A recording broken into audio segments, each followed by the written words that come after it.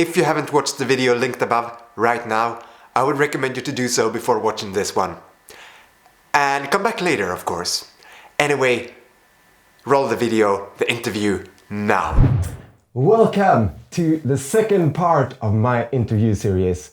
This is the Coalcandy channel and I'm here with Iris, who is the designer and owner of House of HARLOT, the big and awesome latex fashion brand from London. And we are in Essen right now. It's the day after the big ball at Fetish Evolution. And you had a show yesterday. Yes, had a show. It was called Kings and Queens. How does it feel? How does it feel to be like the creative mind of a fashion show and to show? Busy. It feels really busy. You don't have time to feel emotions. You don't have time to experience it fully or to have the understanding the people thing you have while doing it. It's actually all about managing, about talking to people, finding the right people, seeing if everything fits, see if everyone is there in time and all that. It's basically just organizing. So, but when you're actually in the moment, like seeing the models walking out at the stage, and does it feel like the collection comes to life, or is it just a part of the process? It's part of the process because I have to be really concentrated when this happens, so I make sure that nothing goes wrong. If I was down under the stage, like in the crowd, it would be different because I would be able to see the collection and I would be able to enjoy it. But because I'm on stage, it's really difficult. It has to be all on time and, you know, make sure that even then I manage everyone and everything. Yeah. It's shaky. But very nice when it was over. I was actually part of the show as well. It was super you look fun. so pretty. Yeah, in your in the design, it was awesome. It was the coolest piece of fashion that I've ever worn. Yeah, that's how we say it.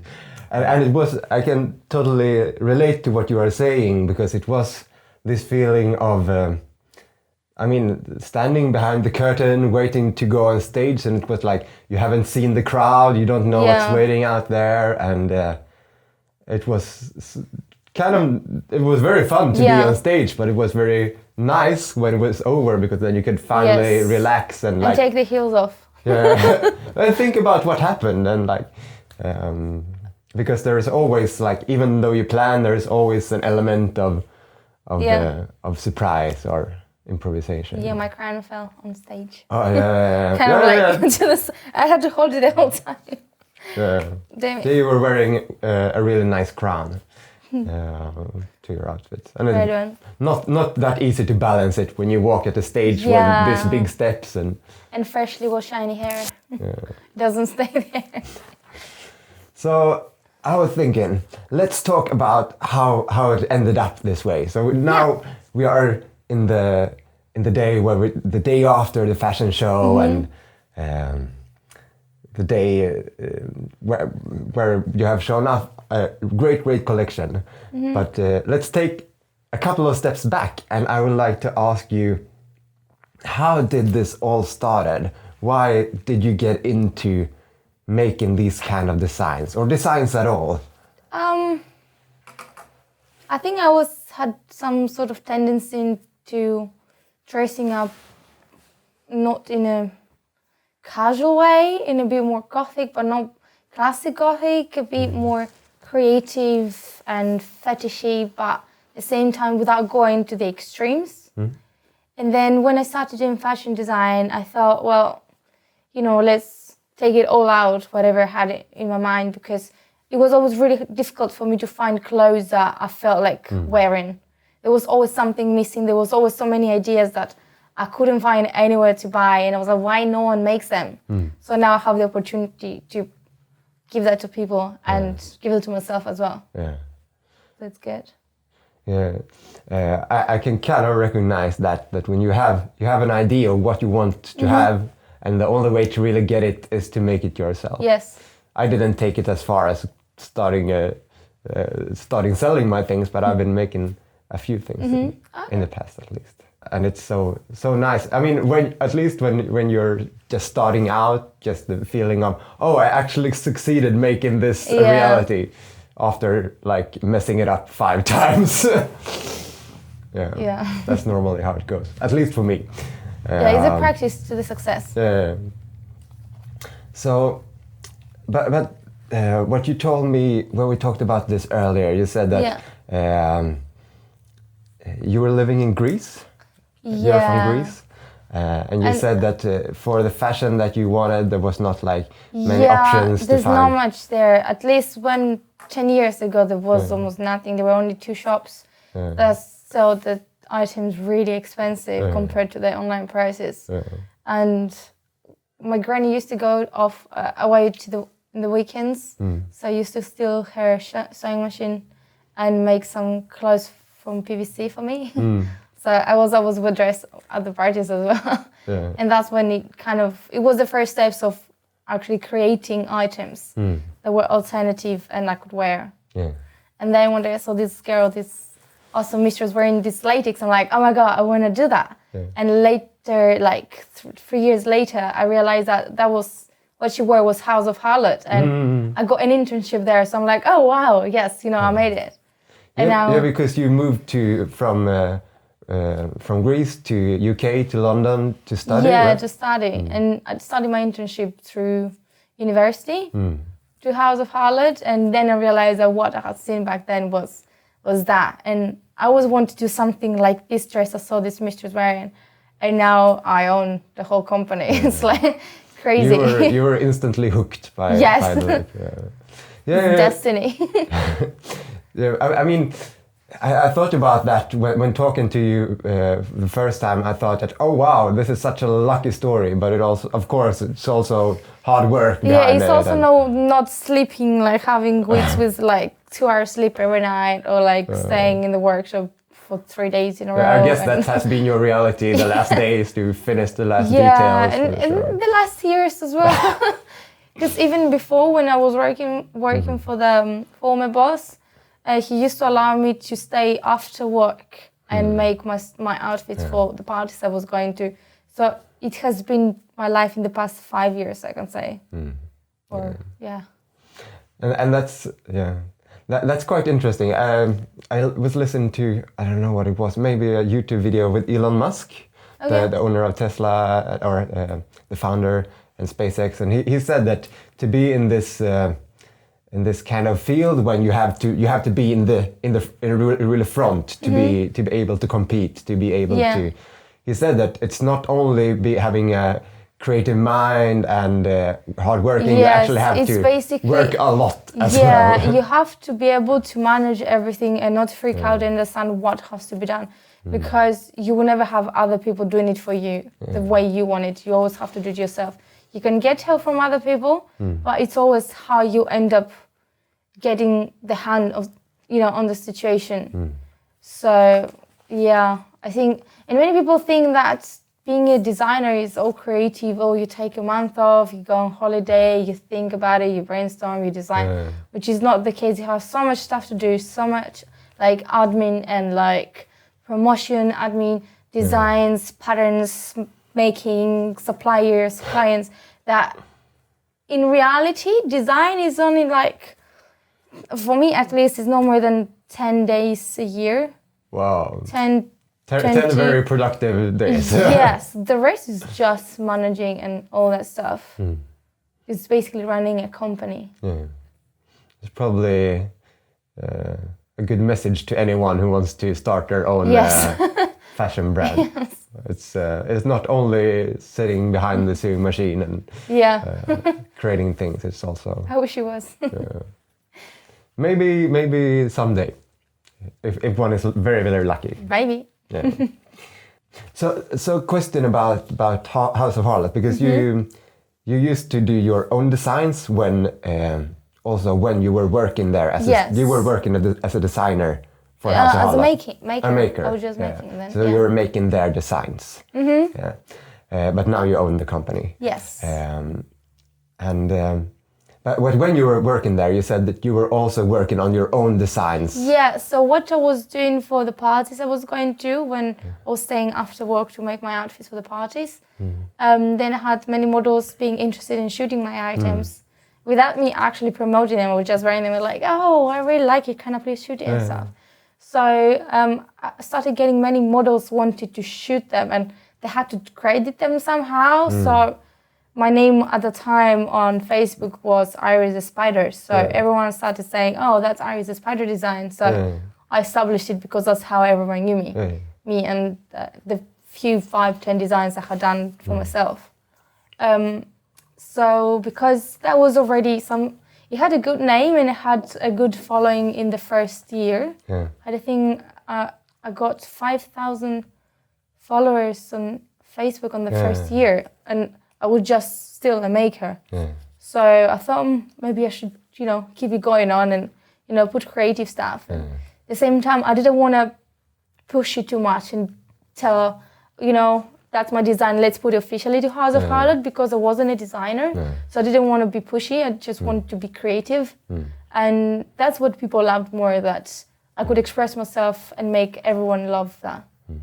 So yeah, that was exciting. That was really exciting. So after doing this for a couple of years, you are now the owner of the company. And then I would like to ask, House of HARLOT is a brand with 25 years of heritage. It was started in 26, something like that. It was started in 91. 91. So I'm thinking that maybe working with a brand that has so many years behind it, it's kind of a heritage taking over. Is it something to balance, like mixed tradition and innovation?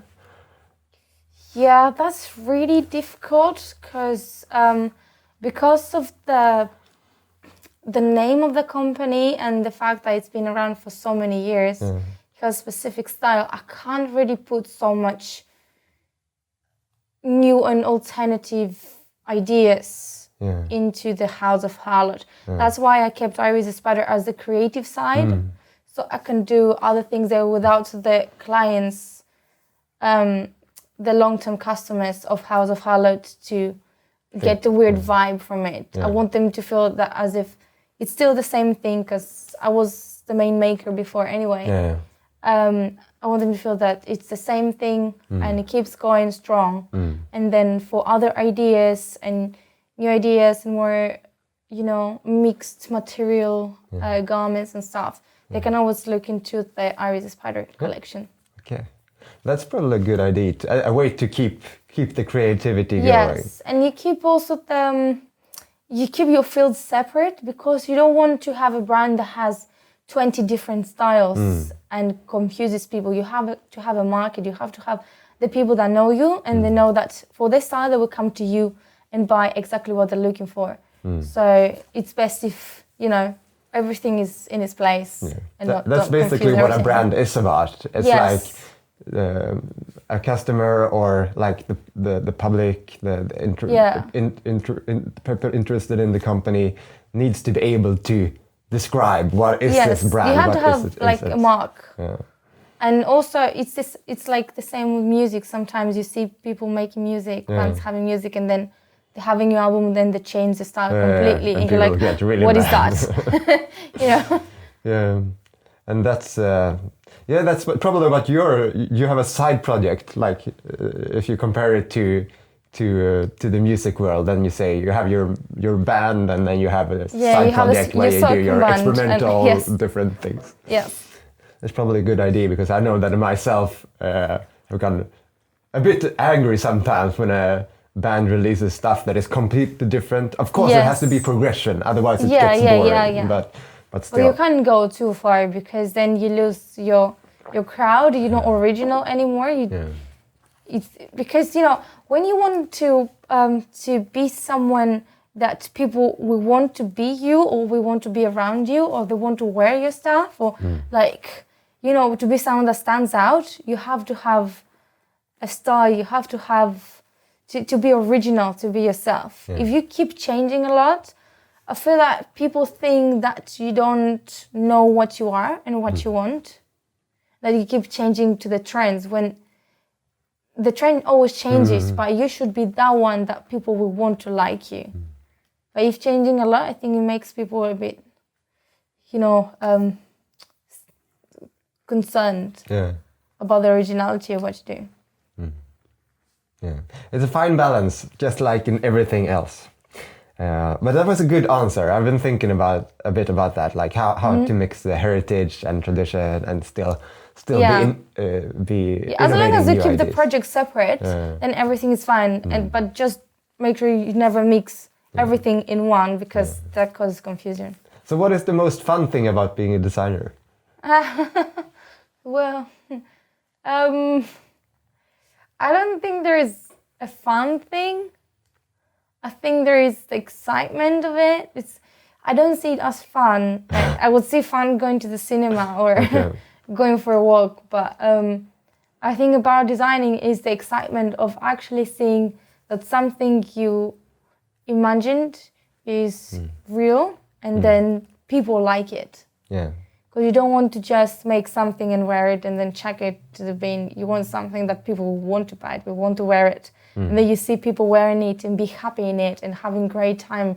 And you know that you achieved something, you know that you made it work. Because that's the point of it. It's not just, I'm going to make a dress. I want to make a dress that people will love wearing it. Just for the sake of people loving it. It's not really for yourself. Some people might be, I want to be a designer for myself, but I want to make this world better. Like, as when I was growing up and I didn't have the image I wanted to have, and not only I didn't have clothes that matched my mentality and my imagination, it was also the fact that many people wouldn't like me the way I was. So in a way, being someone else to be liked doesn't work always. So you could just be yourself. And if you want to be yourself, you have to make sure that you look like yourself. And in order to look like yourself, you have to make sure you have something that expresses you.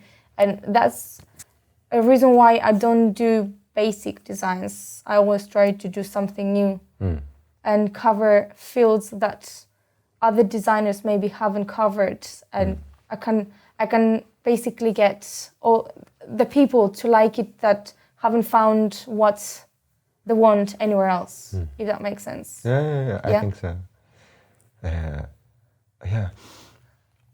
Now, when you're saying that like that, when you said that as something that we talked about yesterday, or I talked to someone yesterday, came to my mind that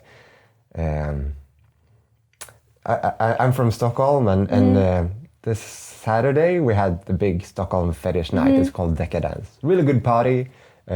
Totally recommend for anyone going to Sweden or Stockholm. Check out the Decadence party if you are into those kind of parties. And one of the organizers said that it's so fun to see that actually people finding it more the thing that the first time when you find it, and it's like some people might have a strive for something that they don't know yet. And that's where I thought about you when you told about like you saw this picture of the dominatrix that was wearing House of Harlot. You didn't know about this kind of fashion, but there was you get the inspiration, and then it was just something that was buried deep inside of you. I mean, it must have been, because you have been working very hard on this for many years just after this. And it was fun because especially with that dominatrix, it was this dress, I didn't know what it was about. And then when I checked the website to see if I would like to intern there, the first dress they had at the front was the same dress. So I was like, oh wow, it was meant to be. That's it. Yes.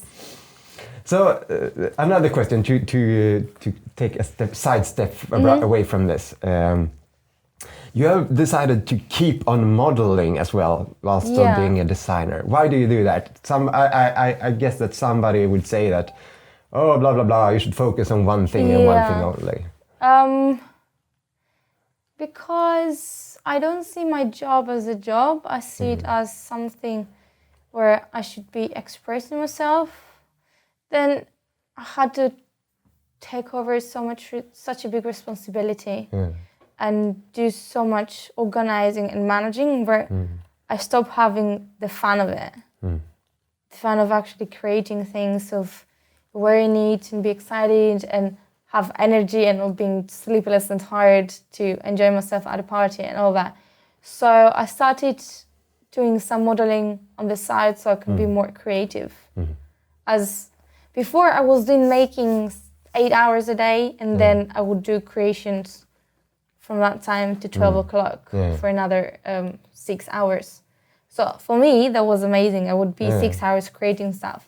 When I got the company, I had to be on it, like on managing and admin and like organizing everything like 24/7. And this pushed me a lot inside, like oppressed my imagination and made me really hard. So I had to find a way to, you know, to express all that, to get a release of all the inspiration I had. Anyway. Yeah. And because I've been talking to quite some people, and they say that it's also a joy to I mean, you're both modeling your own things, but also others, right? Yeah, I do a bit of a mix. I haven't done other people's latex though, just so I don't want to confuse people. But it is, some people say that it's nice to model your own things because then it just like, you finally get the full picture somehow. Yes, it's because to be fair, when I design something, I think of it first on how it would look on the person that it's going to be worn the first time. So if I have specific models for a catwalk, I won't do designs before I find the models.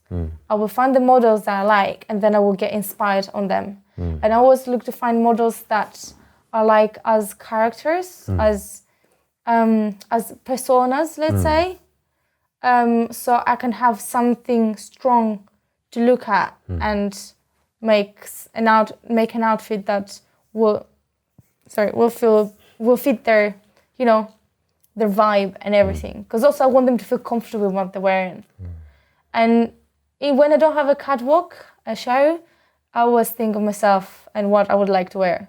So if I wear that outfit and shoot it, it's like, you know, it comes exactly the first image I had in my head comes in reality. Oh yeah. That's where when the first idea actually results in an actual product. Yes. Yeah, it's more of a final product than just looking yourself in the mirror. Yes. I have a question that people have been asking me a couple of times, but you must be a professional, so I'm going to ask you.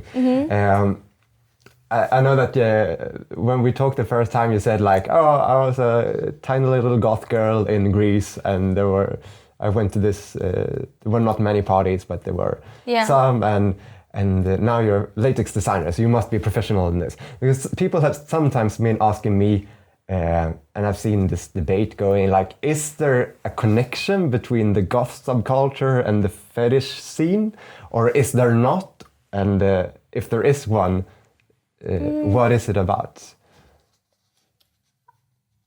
I'm not sure. I haven't analyzed it because it's totally okay. I think it's more of a cultural thing rather than that goth thing. Because there's still so many people at fetish parties that you see them dressing up in normal clothes after the party, and it's like proper city people who don't look like goths. I think the connection between the two is the fact that the society doesn't allow us to be fetishists, and also the society doesn't allow us to be goths. So in a way, it puts us towards the same path. It's dark, like black clothes and like dark makeup, and then the one brings the other. Doesn't mean that all goths are fetishists or that all fetishists are goths, but it's kind of, I think it's easier when you have taken one step. Both the fetish and the goth scene have been kind of pushed from the accepted part of the society, of like any society really, to be fair. So I think that's why they can go together. That's also a bit like how I would have been thinking about it. It's like it's easier when you have already broken like one norm to break another one and another one. Yeah. But still, I think there is, and some people say that I'm wrong when I'm saying this, but I also think there is an element of like sex and sexuality in the goth subculture. It's not everywhere, but for me, I've never seen anyone in that subculture like saying that, oh, going to these fetish events, that's so not okay. Like, and yeah, I don't. it's kind of I think if you're already in some sort of alternative scene, you can't really say, oh, this other alternative scene is not accepted. Because you're already there, you've been there, you felt that, you've had the discrimination on you. So I don't think that anyone would say it, but still that doesn't mean that these people want to be in it. But they would definitely not judge it as much as any other normal city person would do. Yes, I think that's it. But yeah, that's it. It's a good answer. I think it's interesting, and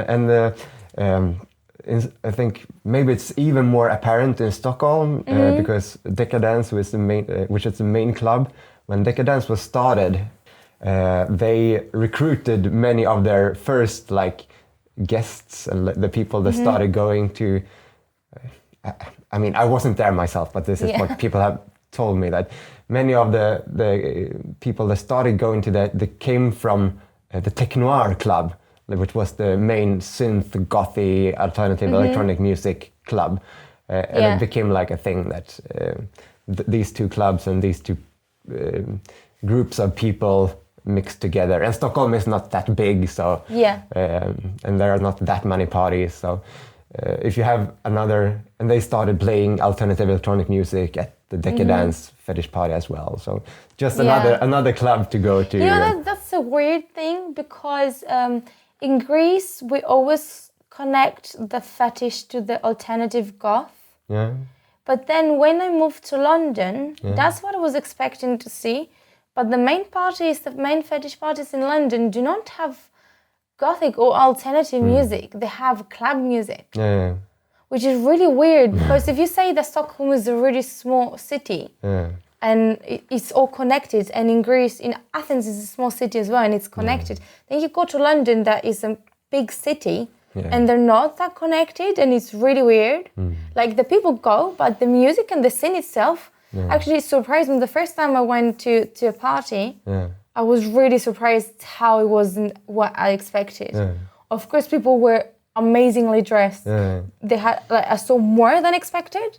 But the music and the vibe was completely different. It sounded more like a rave party than an alternative party, which was really surprising. But it's nice to be surprised sometimes. As for Decadence, it has always been a progression. When I started going, it was more like alternative electronic music. And now it's more techno-ish music. But now they're going back a little bit more to mixing it up.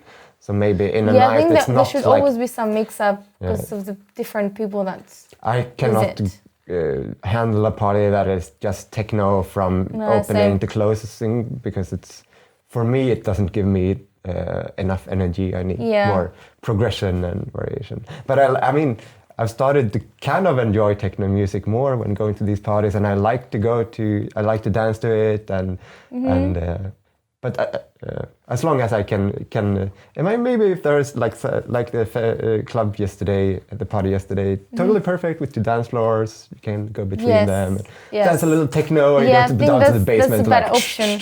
Yes, I think that's a better option. So you can have, because I think in general that's a problem in clubs, overnight clubs, that if they don't have different rooms with different vibe and music, it's really hard to stay there for long, because you can't be in the same vibe for like 6-7 hours until it shuts. So I think if they have different styles and different rooms and different vibes, different music, it will be easier for people to actually stay there for longer, which might be good advice for someone. It's always good when that option is available. This was actually all of my questions. Do you have anything that you would like to tell about, or anything that you think that I haven't asked about? I think a good thing is to say that yesterday the collection had 4 female and 4 male models. Yeah. And in the fetish wear scene, in the latex scene, there's not much around men's clothing. So I thought I should invest some more time and effort in that. So I started with these 4 outfits. They're gonna be online around the 15th of April. Of course, I don't know if it's everyone's style, but it's still a step forward and closer to, putting people in better outfits in a way. I think that's the one. And then also to say about the collection I had last May at the German Fetish Ball with my friend Danny Divine. That has already been going really well, and it's been more successful, much more successful than expected, which is also the top I'm wearing. Yeah, I love it. Yes, and like many models and many clients have shown so much interest about this, so it might be good for anyone who hasn't seen it to have a look. Go check out her stuff at the website or social media. Is House of Harlot and Iris the Spider. But I now when you mentioned that, I would like to talk just a little about that with the men's fashion, because that's something that's very close to my heart. Especially for me, that I have like kind of a slim body, and it's very hard to. It's always been a struggle, like finding things that fits me. But I know that it is also something that I've been talking to my male friends about. That it seems that male fashion is often very much more boring. The designs it's are underestimated very basic. as well. I think one of the reasons is because girls are taught to be in fashion and they want to change clothes and outfits really often, when men can do with a pair of jeans and a black top most of the time. It's kind of a bad circle, like it's not enough demand. Yes, there's not enough demand. The designers do not produce more interesting stuff, which gives less demand. It's the one drags the other. But I think because I've seen, I've been doing the boutique bazaar in London the past 2 years, and I've seen that I keep having more and more men asking for latex. So I thought, it might be a good shot to start with something small to see if it gets well. And then if it goes well, and then, obviously I'm going to invest into a proper male's collection with more garments. But I think yesterday's outfits were really pretty. And I had like a range, because I had 4 different styles. As a couple, a girl and a boy in the same style, and then the next couple had a different style. So now I have 4 new men's styles, different from each other. So, people with different styles and different looks would. It's more possible for people to find something that fits them instead of having a whole collection in a specific style. That makes sense. Another shout out to all the men watching this video. Go buy some latex fashion to raise the demand, so we can get more cool outfits. Or if you don't find something, ask for it, because if you ask for it, then it's gonna come. But if people don't bother, then no one else will bother. And we hope that there will be a progression, and hopefully in the society overall as well, because it's a tendency, no matter which kind of fashion you go to. So thank you so much for joining this interview. It's been really nice to having you here. It's been nice to meet you. In real life at last. Not only through internet. So apparently it's totally okay to the first time you meet someone, walk a fashion show for them and make an interview. So I'll have a mini interview in the bathtub. Exactly. So thank you so much for joining this interview. If you haven't already, make sure to subscribe to this channel. This has been the second part of my little interview series where I meet interesting people, creative souls around the world, hopefully.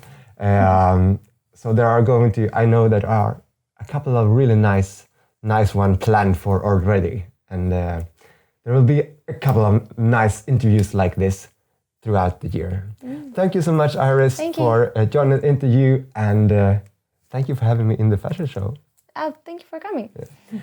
And to all of you, those of you watching, thank you for watching, and I hope to see you around soon. Bye.